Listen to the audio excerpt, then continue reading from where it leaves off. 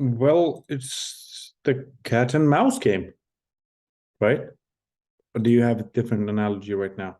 Because that's how I see Arsenal and Manchester City going about this Premier League championship in a way. Uh, City gonna come close. Arsenal have a chance to hit back, and that's what Arsenal does. Welcome to another episode of Sports with Munga, and we are reviewing the match as a match reaction for the game that just finished between Arsenal and Crystal Palace. We have to remember Crystal Palace is going through a rough patch where after kind of after the fact of unfortunate sacking of Patrick Vieira, Paddy McCarthy is now a temporary man in charge for Crystal Palace. Arsenal are looking to complete their first league double over Crystal Palace since 2017 and 2018 with that game. They won against Selhurst Park, and the man to score on that, the first goal of the season for Arsenal was Gabriel Martinelli. Arsenal made 6 changes before this game. So that lost to kind of Sporting in the Europa League. With White comes back. Ben White was starting. Holding replaces injured Saliba. Odegaard and Partey return after Vieira and Jorginho make way. Jesus drops back to the bench. And Nelson with Nelson as Saka and Trossard return. That was the game. That's how it's set up. For Crystal Palace, on the other hand, Crystal Palace basically made 3 changes to the Palace lineup after Crystal Palace sacked Patrick Vieira during the week after their defeat at the hands of Brighton. The Eagles have failed to win in their last 11 matches in the top flight, and their loss against Brighton was their 3rd in a row.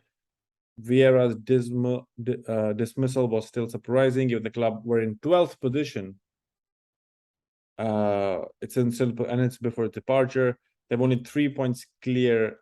They're only 3 points clear of the relegation zone, and they need a result and to turn the momentum for them to kind of come out. And that's what they didn't want, because the game ended with Arsenal scoring 4 and the consolation goal from Schlupp. A howler of a defending by Arsenal, I would say, conceding one and trying to come back. But then Arsenal extended lead at the top of the table to 8 points, courtesy of a 4-1 win over Crystal Palace at the Emirates Stadium. Wilfried Zaha struck the post for the visitors in the first half that kicked the host into gear, as Gabriel Martinelli broke the deadlock before Bukayo Saka. Bukayo Saka is just next level.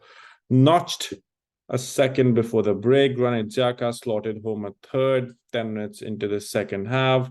Although Palace hit back through Schlupp, Saka ensured that Arsenal would canter over the line with the second of the game to extend Gunners' winning run to 6 straight matches in the Premier League.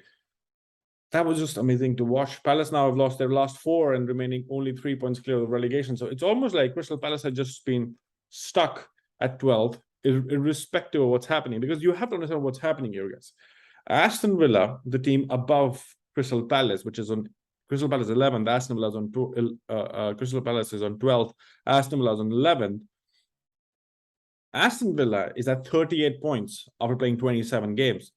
The gap from 11th to 12th is right now 11 points. Crystal Palace right now are at 27 points after playing 28 games. So hence their position is not relative of how they move up, but it's really going to cause concerns on the bottom way, because from Crystal Palace that are 12th to Southampton that are 20th, it's just a matter of 4 points.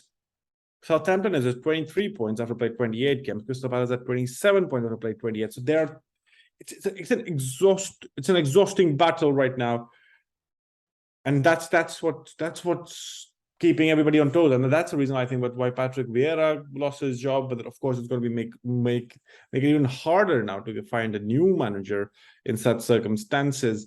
And Crystal Palace had a good season last season. Like, it's not. I don't want to talk about how bad Patrick Vieira. The season has been hard. Everybody understands that, but then But then the work done by Patrick Vieira cannot be ignored. Arsenal just keep marching on. As I said, it's a cat and mouse game that keeps happening. The Premier League now takes a 2-week break for international matches. Arsenal will return to play on the 1st of April against Leeds United at home. Palace will now start playing games in the relegation kind of battle game against Leicester City at Selhurst Park on the 1st of April. Would be interesting to see how, like, it's almost now to the finals. 10 games left for Arsenal. Can they hold on to win the Premier League?